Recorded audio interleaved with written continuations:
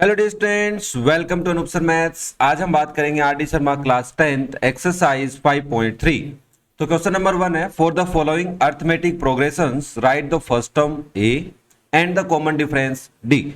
मतलब आपके पास जो एपी होता है ना, एपी अर्थमेटिक प्रोग्रेशन, उसकी फर्स्ट टर्म को ए1 बोलते हैं या फिर हम इसको ए बी बोल सकते हैं। ओके, सेकेंड टर्म हमारी होती है ए2। अब ये जो ए2 ए कैसे आती है, फर्स्ट टर्म में कॉमन डिफरेंस को ऐड करने पे आती है। ये बात आपको अब धीरे धीरे समझनी है क्योंकि ये काम आएगी अभी, है ना। अब ए1 प्लस डी को क्या मैं ए प्लस डी लिख सकता हूं? Yes sir. Similarly third term कैसे लिखोगे? सेकेंड टर्म में डी को ऐड करने पे, D is your common difference. तो नेक्स्ट टर्म कैसे आती है? प्रीवियस टर्म में डी को ऐड करने पे।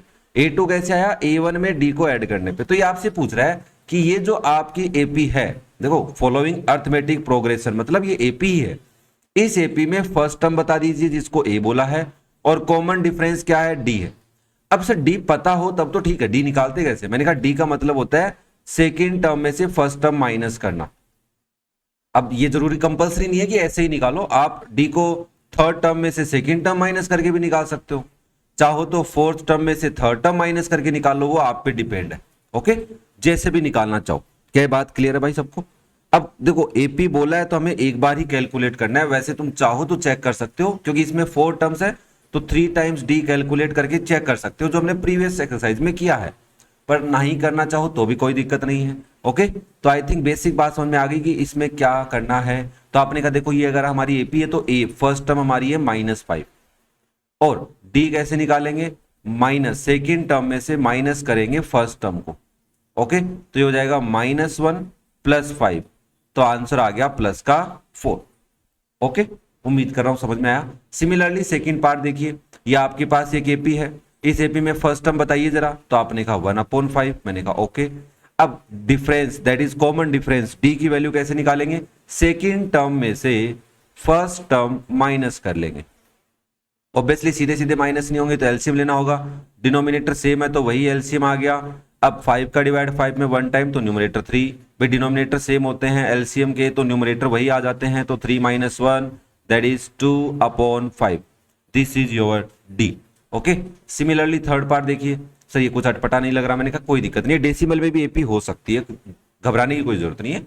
तो आपने कहा देखो ए तो दिख गया हमें, ए तो आपका है 0.3 फर्स्ट टर्म है। अब डी निकालना है, तो डी कैसे निकालेंगे? सेकेंड टर्म में से फर्स्ट टर्म माइनस करके, तो आपने लिखा 0.55 माइनस 0.3। अब कई बार कुछ बच्चे ना यहाँ डेसिमल नंबर में डिफरेंस में बड़ी कंफ्यूजन होते हैं, पता नहीं क्यों होते हैं। देखो आपको इसमें से पहला नंबर लिख लेना 0.55। अब दूसरा नंबर लिखोगे तो डेसिमल के नीचे डेसिमल आएगा, तो उससे पहले डेसिमल से पहले 0 है और डेसिमल के बाद में 3 है। अब यहां कोई डिजिट नहीं है तो आप 0 लगा सकते हो, डेसिमल से दूर 0 लग सकते हैं, डेसिमल के पास में 0 नहीं लगाएंगे।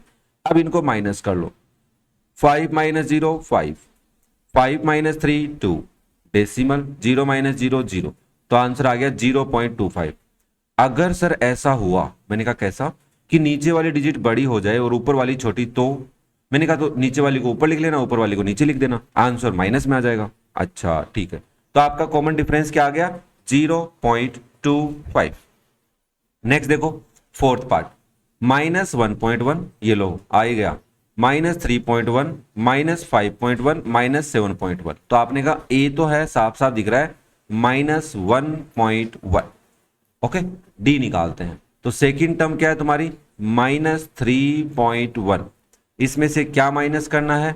-1.1, तो आपने लिखा -3.1 + 1.1। तो इसमें बड़ी डिजिट क्या है? 3.1 बड़ी है और 1.1 छोटी है, मैं प्लस माइनस की बात नहीं कर रहा। तो आपको क्या करना है, देखो ओवरऑल इसका आंसर माइनस में आएगा, ये तो पता चली गया क्योंकि बड़ी साइन के पास बड़ी डिजिट है, माइनस साइन के पास, और प्लस साइन के पास छोटी डिजिट है, तो आंसर माइनस साइन का आएगा। अब इन दोनों का डिफरेंस लिखना है, तो बड़ी डिजिट में से छोटी डिजिट माइनस कर लेंगे, तो 1 - 1 0, 3 - 1 2, 2.0 आंसर आया, 2.0 को 2 लिखा जा सकता है। ओके, क्लियर हो रहा है भाई सबको? देखो आपको इस पर्टिकुलर एक्सरसाइज में कोई बहुत बड़ी बातें नहीं है, बट सॉल्यूशन कैसे लिखना है, कैलकुलेशन गलती नहीं हो उसको समझना है, कैलकुलेशन के प्रोसेस को समझना जरूरी है। ओके, नाउ तो ये क्वेश्चन नंबर 1 के 4 पार्ट्स कंप्लीट हो गए हैं। तो नेक्स्ट हम क्वेश्चन 2 डिस्कस करते हैं। तो क्वेश्चन 2 में क्या कह रहा है, right the arithmetic progression. Okay, आपको एपी लिखना है, ठीक है, लिख देंगे अभी। जब फर्स्ट टर्म ए है और common difference D R follows, मतलब ये ए दे दिया और डी दे दिया, आपको एपी लिखना है। तो आपने कहा देखो A1 फर्स्ट टर्म एपी की ए ही होती है, तो वो तो 4 हो गई। सेकेंड टर्म क्या होती है, फर्स्ट टर्म में डी को ऐड करने पे सेकेंड टर्म आ जाती है। तो फर्स्ट टर्म क्या है तुम्हारी 4, उसमें क्या ऐड करोगे -3, तो ये आप लिखोगे 4 - 3 दैट इज 1। अब थर्ड टर्म कैसे लिखते हैं, सेकेंड टर्म में डी को ऐड करने पे थर्ड टर्म आती है। तो सेकेंड टर्म क्या है आपकी, सेकेंड टर्म है 1, उसमें क्या ऐड करना है -3, तो आप इसको लिखोगे 1 - 3। आंसर क्या आएगा जल्दी बताओ। हाँ, प्लस माइनस में मुझे भी पता है तुम्हें कंफ्यूजन होता है, दिक्कत आती है, बट वो समझने पे ही तो जाएगी। तो आपने कहा माइनस का आंसर आएगा और 2 आएगा, क्योंकि माइनस के पास 3 है, प्लस के पास 1 है, आंसर माइनस का आएगा, और 3 और 1 का डिफरेंस 2 होता है। चलो फोर्थ टर्म निकालो, A4 कैसे निकालोगे, थर्ड टर्म में डी को ऐड करेंगे। थर्ड टर्म में क्या ऐड करेंगे, डी को ऐड करेंगे। तो आपने कहा थर्ड टर्म हमारी -2 है, उसमें ऐड कर लेते हैं -3, तो ये हो जाएगा -2 -3, तो आंसर आ गया -5।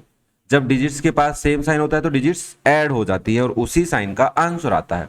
अब देखो, अगर आप आर डी शर्मा के सॉल्यूशन में देखो तो 5 पार्ट्स बता रखे हैं। अगर आप 4 लिखते हैं तब भी आंसर सही है। तो आप यहां लिख सकते हैं कि हमारी जो एपी है, तुम चाहो तो 5 पार्ट कैलकुलेट कर सकते हो, फिफ्थ टर्म भी। तो फर्स्ट टर्म 4 है, सेकेंड टर्म 1 है, थर्ड टर्म -2 और फोर्थ टर्म -5 है, डॉट डॉट डॉट, ये बन गई आपकी एपी। ओके, नेक्स्ट देखो सेकेंड पार्ट, ए पता है डी पता है, तो आपने कहा देखो भाई फर्स्ट टर्म तो ए ही होती है जो हमारी है -1, सेकेंड टर्म फर्स्ट टर्म में डी को ऐड करने पे आती है, तो फर्स्ट टर्म है -1, उसमें ऐड कर देंगे हाफ को, तो इसके नीचे 1 लगाएंगे और एलसीएम ले लेंगे बेटा जी, 2 आ गया। तो ये हो गया -2 + 1। आई थिंक न्यूमरेटर लिखने आते हैं, जिस नंबर का न्यूमरेटर लिखना चाहते हो उसके डिनोमिनेटर का डिवाइड एलसीएम में करो, जो क्वोशिएंट आएगा उसको न्यूमरेटर से मल्टीप्लाई करो, तो आंसर आ गया -1/2। नाउ थर्ड टर्म कैसे निकालेंगे, सेकेंड टर्म में डी को ऐड करना होगा। तो सेकेंड टर्म क्या है आपकी -1/2, उसमें क्या ऐड करना है +1/2, तो हाफ माइनस हाफ 0 होता है, तो एलसीएम लेके भी लिख सकते हो। एलसीएम लिया आपने 2, -1 + 1, तो ये आ गया 0/2, जिसको हम बोल सकते हैं 0। ओके, नाउ नेक्स्ट देखो फोर्थ टर्म क्या हो गया आपकी, फोर्थ टर्म आएगी थर्ड टर्म में डी को ऐड करने पे, तो थर्ड टर्म है आपकी 0, उसमें ऐड कर दोगे हाफ को, तो आंसर आ गया हाफ। तो आपकी जो एपी बनी वो क्या बनी भाई, हमारी एपी बन गई है -1 -1/2 0 एंड +1/2 डॉट डॉट डॉट, ये बन गई आपकी एपी। कोई दिक्कत आई किसी को, नहीं आई। चलो थर्ड पार्ट भी कर लो फिर। ए की वैल्यू दे रखी है -1.5, डी की वैल्यू -0.5, तो आपने कहा फर्स्ट टर्म तो ए ही होती है, मैंने कहा ओके, तो फर्स्ट टर्म ए आ गई आपकी -1.5।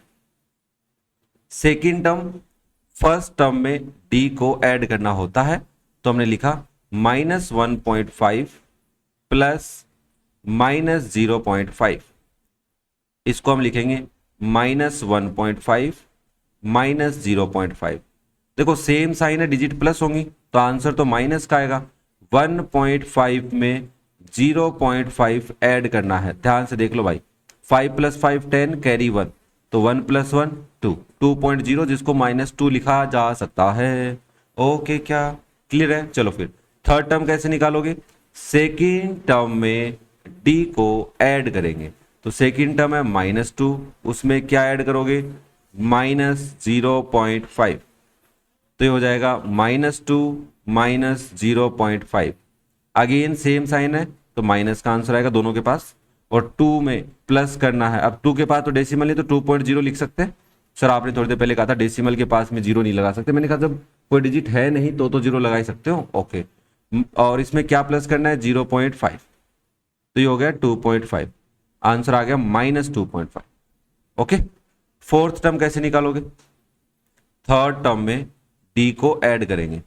थर्ड टर्म क्या है आपकी -2.5, इसमें क्या ऐड करेंगे -0.5, तो ये हो जाएगा माइनस 2.5 माइनस 0.5, तो आंसर आ गया -3।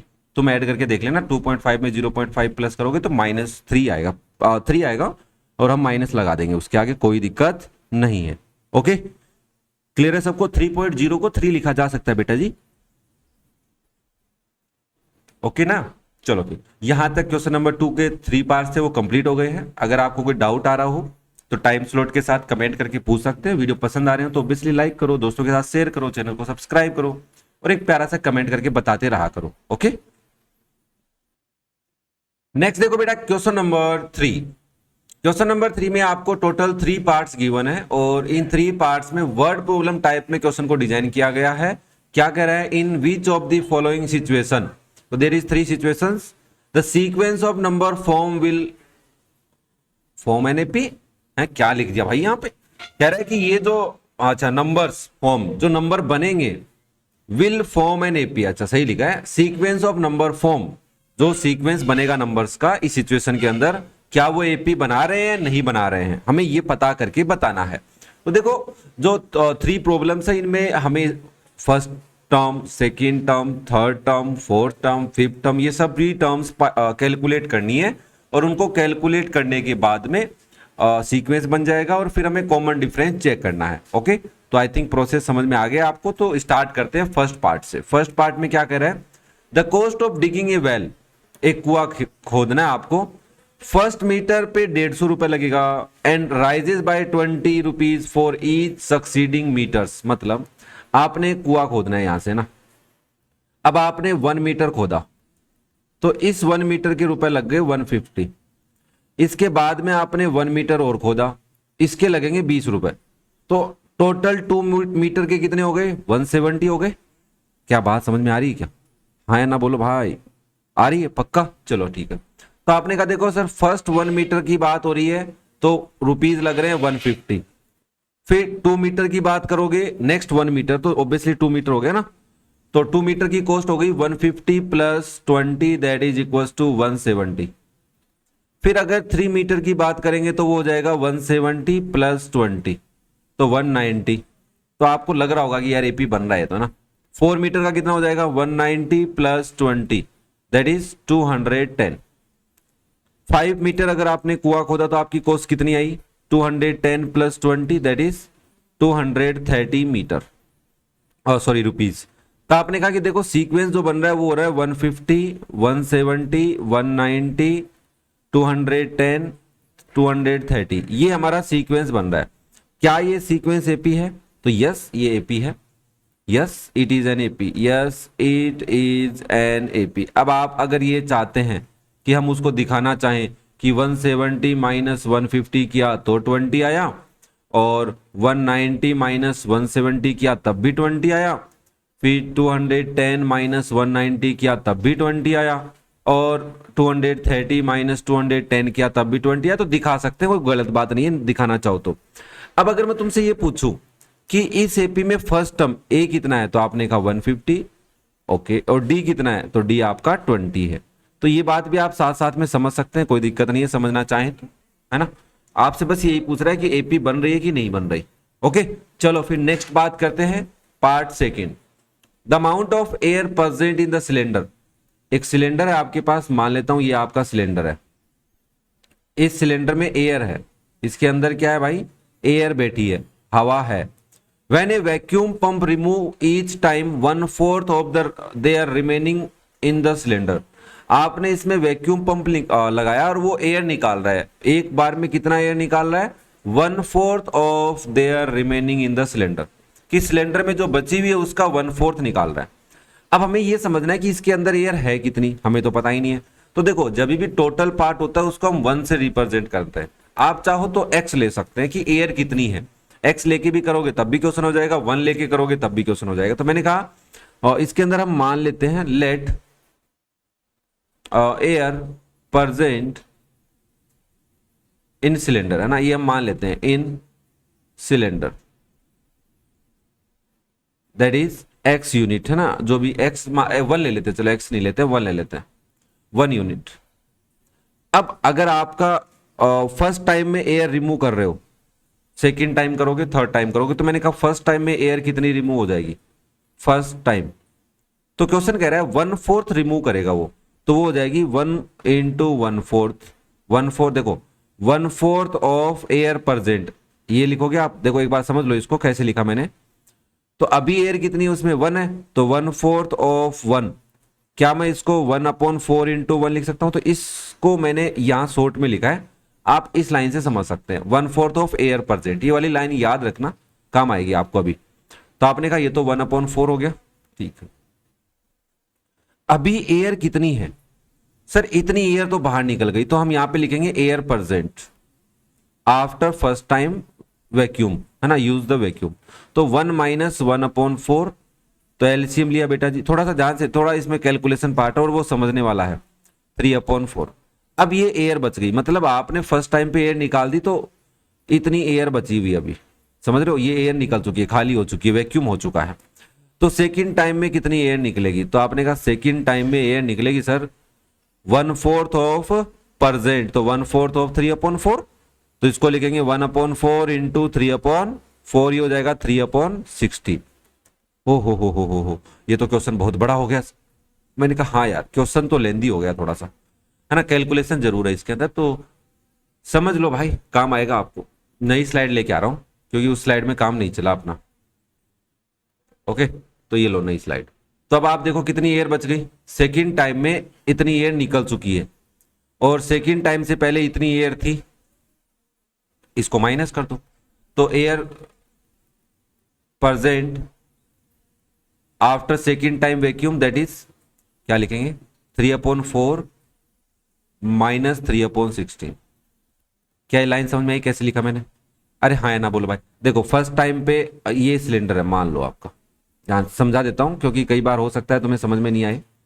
अब इसमें आपने 1/4 बाहर निकाल दी, तो कितनी बच गई, 3/4 बच गई। अब सेकंड टाइम पे इतनी बाहर निकली वैक्यूम, तो ये कितनी है, ये 3/16।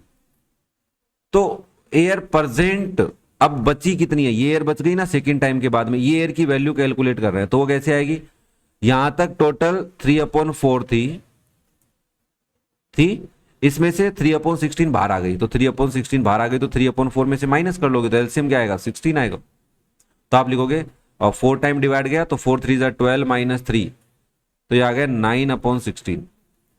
अब थर्ड टाइम आप कितनी एयर निकालोगे, तो वो निकालोगे 1/4 ऑफ द रिमेनिंग।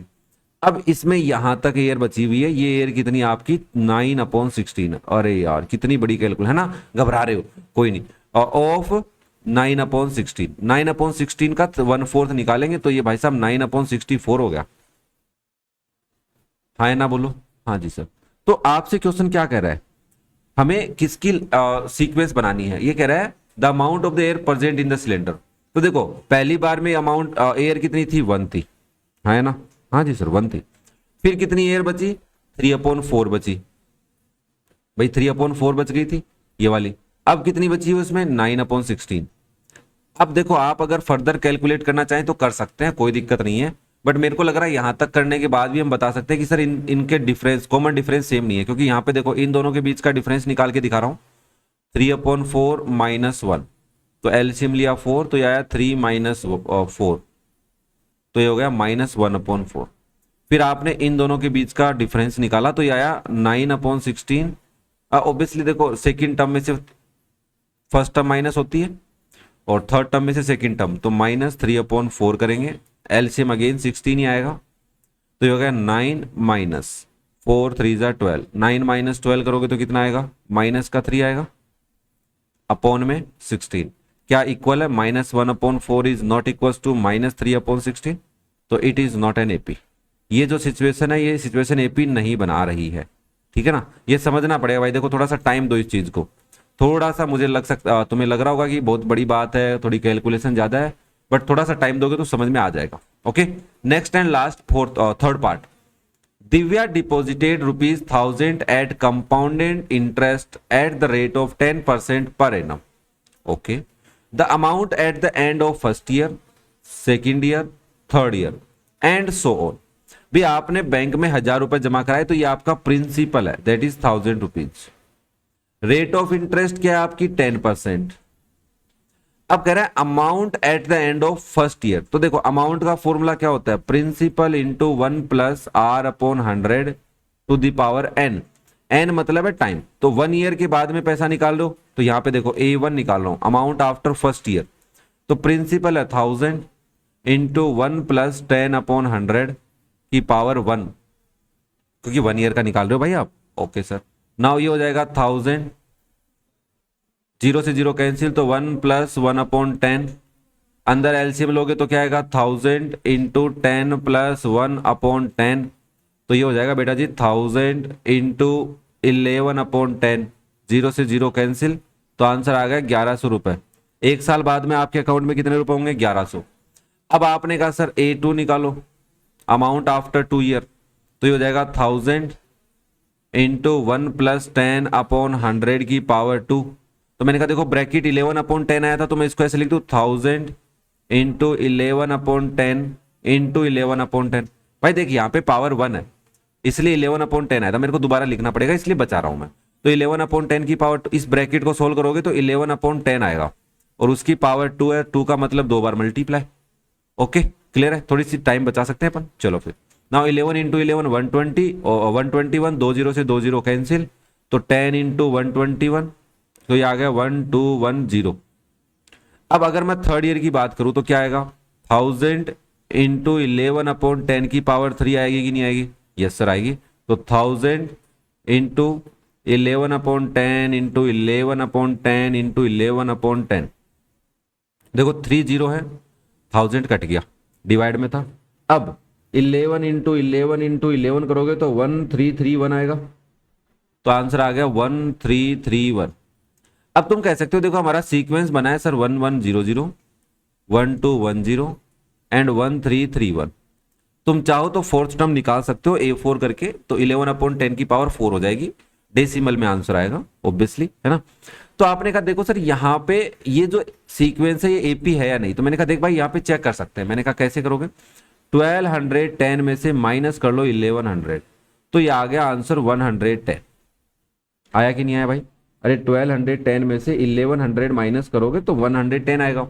फिर आप ऐसे ही 1331 में से 1210 माइनस कर लो, तो इनका डिफरेंस कितना आएगा, 1331 में से 1210 माइनस करना है तो 121 आ रहा है।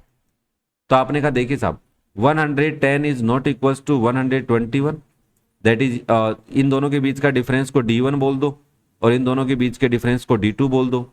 तो आप कह दोगे D1 common difference not equal आ रहा है, मतलब it is not form an AP, it is not an AP बोल सकते हैं, या नॉट फॉर्म एन AP। ये सिचुएशन AP नहीं बना रही है, it doesn't form an AP लिख सकते हो, वो आप पे डिपेंड है। ओके क्लियर है क्या सबको। तो ये था आपका क्वेश्चन नंबर 3। थोड़ा सा देखो क्योंकि एनसीईआरटी में भी है, और थर्ड वाला क्वेश्चन तो आई थिंक एनसीईआरटी में नहीं है, बट थर्ड पार्ट तो, बट फर्स्ट और सेकंड पार्ट एनसीईआरटी में भी, तो आप वहां पे पढ़ के आए होंगे। थोड़ा सा मुश्किल लग सकता है, घबराने की ज्यादा जरूरत है नहीं। ओके चलो फिर नेक्स्ट देखो question number 4। Find the common difference and the right the next 4 term of each of the following arithmetic progression. देखो आपके पास 1 2 3 4 टर्म दे रखे हैं, तो 4 टर्म में प्लस D करेंगे 5 टर्म आती है, बट हमें D तो पता हो ना। तो फर्स्ट टर्म क्या है इसमें, फर्स्ट टर्म तो 1 है, और D कैसे निकालेंगे, सेकेंड टर्म में से माइनस करेंगे फर्स्ट टर्म को, तो -3 आ गया, तो D भी आ गया। अब जब आपसे नेक्स्ट 4 टर्म पूछ रहा है तो इसके आगे वाली टर्म कैसे निकालेंगे, तो -8 में प्लस करेंगे -3, तो आप लिखेंगे -8 -3, तो बेटा जी हो गया -11। अब इस -11 आ गई यहाँ पे -8 के आगे, उससे आगे वाली टर्म कैसे निकालोगे। देखो ऐसे नहीं समझ में आ रहा तो मैं थोड़ी सी बात एक और कर लेता हूं तुम्हारे साथ, थोड़ी सी। D आ गया, D तो समझ में आ गया। चलो फिर 4 टर्म है, 5th टर्म कैसे निकालते हैं, 4th टर्म में D को ऐड करके निकालते हैं, ऐसे लिख लो। तो 4 टर्म क्या है तुम्हारी -8, उसमें क्या ऐड करोगे -3, तो आप लिखोगे -8 -3, तो ये हो गया बेटा जी -11। अब आपसे 6 टर्म पूछ रहा है, भाई 4 टर्म पूछ रहा है, दूसरी तो 4 टर्म पूछ रहा है भाई, 6 भी निकालेंगे 7th भी निकालेंगे और 8th, ये 4 टर्म निकालनी बस। 6 टर्म कैसे निकालते हैं, 5th टर्म में D ऐड करके निकाल देते हैं, तो 5th टर्म -11 है, उसमें क्या ऐड करेंगे -3, तो ये हो जाएगा -11 -3 दैट इज -14। 7 टर्म कैसे निकालेंगे, 6 टर्म में डी ऐड करेंगे, 6 टर्म क्या है आपकी -14, उसमें क्या ऐड करेंगे -3, तो ये हो जाएगा बेटा जी -14 -3 दैट इज -17। समझ में आ रहा है? चलो फिर 8th टर्म कैसे निकालोगे, 8 टर्म निकालेंगे सर 7th टर्म में डी को ऐड करके।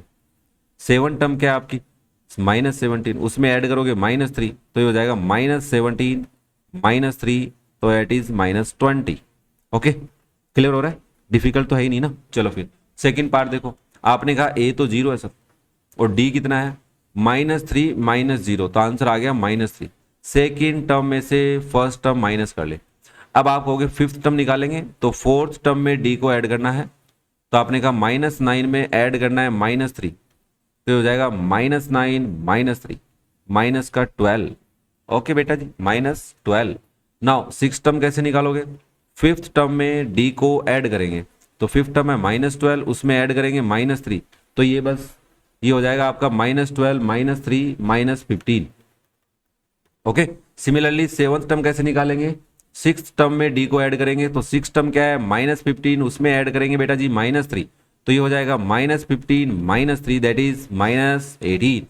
ओके, 8th टर्म कैसे निकालोगे, 7th टर्म में डी को ऐड करेंगे सर, 7 टर्म -18 है, उसमें ऐड कर देंगे हम -3 को, तो ये हो जाएगा -18 -3, तो -21। ठीक है, लास्ट पार्ट देखो भाई, थर्ड पार्ट बचा इसमें। सर इसमें थोड़ा अटपटा नहीं लग रहा आपको? मैंने कहा हाँ लग तो रहा है यार। नहीं नहीं, लास्ट कैसे, सेकंड लास्ट है, इससे आगे भी है। तो आपने कहा देखो सर ए तो साफ साफ नजर आ गया -1, अब डी निकालना है। डी कैसे निकालेंगे, सेकेंड टर्म में से माइनस करेंगे फर्स्ट टर्म, तो ये हो जाएगा 1/4 + 1, एलसीएम ले लेंगे 4 आएगा, 1 + 4 दैट इज 5/4, ये आ गया डी। ओके, डी आ गया आपके पास, डी तो आ गया सर। मैंने कहा 4th टर्म कैसे निकालेंगे, 3 दे रखी ना यहाँ पे, तो हाँ 4th टर्म निकालेंगे, 3rd टर्म में डी को ऐड करेंगे, तो 3rd टर्म है 3/2, उसमें ऐड कर दो 5/4, तो एलसीएम लिया तो क्या आया 4 आया, 3 2 जा 6 हो गया +5, अरे 2 का डिवाइड 4 में 2 टाइम, तो 3 2 से मल्टीप्लाई, क्वोशिएंट से मल्टीप्लाई होता है, तो 11/4। 5th टर्म कैसे निकालेंगे, 5th टर्म निकालेंगे सर 4th टर्म में डी को ऐड करके, 4th टर्म 11/4, उसमें 5/4 ऐड कर देंगे, तो ये हो जाएगा 4 एलसीएम आया, 11 + 5 हो गया, 16/4 आ गया। तुम लिखना चाहो तो इसको 4 भी लिख सकते हो, गलत नहीं होगा। 16/4 छोड़ना चाहो तो भी सही है।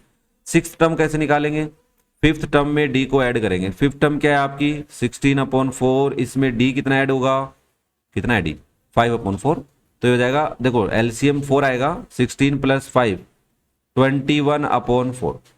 लास्ट 7th टर्म कैसे निकालोगे, 6th टर्म में डी ऐड करेंगे। 6th टर्म क्या है 21/4, उसमें 5/4 ऐड कर लेंगे, तो एलसीएम आया 4, ऊपर हो गया 21 + 5 26/4। हाँ ऑब्वियसली 2 से कैंसिल हो रहा है, करना चाहो कर सकते हो, बट यही छोड़ दो ना।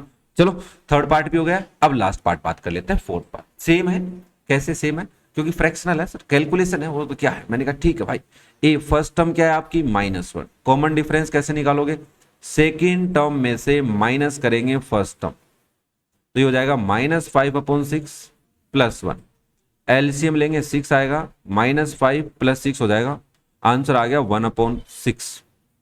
तो मैंने कहा देख भाई 3 टर्म दे रखी है, 4th टर्म पूछ रहा है आपसे, 4th 5th 6th और 7th 4 टर्म निकालनी है अपने को। तो आपने कहा -2/3 में 3rd टर्म में ऐड करेंगे डी को, ये लिखना भूल गया मैं, 3rd टर्म में डी को ऐड करेंगे, 3rd टर्म पता ही है तुम्हें, तो -2/3 में ऐड करेंगे 1/6, एलसीएम बता दीजिए जरा मुझे, 6 आ गया, तो 3 का डिवाइड 2 टाइम, तो -4 हो गया +1 हो गया, तो आंसर आ गया -3/6। हाँ जी सर कैंसिल कर सकते हैं, मैंने कहा कर सकते हो, कोई दिक्कत नहीं है। 1/2 लिखना चाहो माइनस का तो लिख सकते हो, गलत नहीं होगा, बट मैं -3/6 कंसीडर करूंगा 4th टर्म को, क्योंकि कैलकुलेशन बच जाती है। 5th टर्म में क्या लिखोगे आप, 4th टर्म में डी ऐड करेंगे, 4th टर्म क्या लूं -3/6, ठीक है ना। तुम 1/2 ले लेना, माइनस के आंसर सेम ही आता है, +1/6, एलसीएम लोगे तो क्या आएगा 6 आएगा, -3 + 1 हो जाएगा, तो आप लिखोगे -2/6। कैलकुलेशन कर सकते हैं, यस -1/3 लिखना चाहो तो लिख सकते हो, गलत नहीं होगा। ओके, 6th टर्म कैसे निकालोगे, 5th टर्म में डी ऐड करेंगे, 5th टर्म क्या है आपकी -1/3 में ऐड करेंगे डी, दैट इज 1/6, तो एलसीएम लेंगे तो क्या आएगा 6 -2 + 1, तो आंसर आ गया -1/6। लास्ट सेवंथ टर्म कैसे निकालेंगे, सिक्स टर्म में डी ऐड करेंगे। सिक्स टर्म क्या है, -1/6, उसमें प्लस करेंगे 1/6, अरे जीरो आ गया सर। तो ये रही आपकी next four term, -1/2, -1/3, -1/6 and zero. Okay, तो उम्मीद कर रहा हूं क्वेश्चन नंबर 4 तक तुम्हें कोई दिक्कत नहीं है। अगर कोई डाउट हो तो कमेंट करके पूछ सकते हो। वीडियो पसंद आ रहे हो तो लाइक करें, दोस्तों के साथ शेयर करें, चैनल को सब्सक्राइब करें और एक प्यारा सा कमेंट करके बताते रहें। ओके।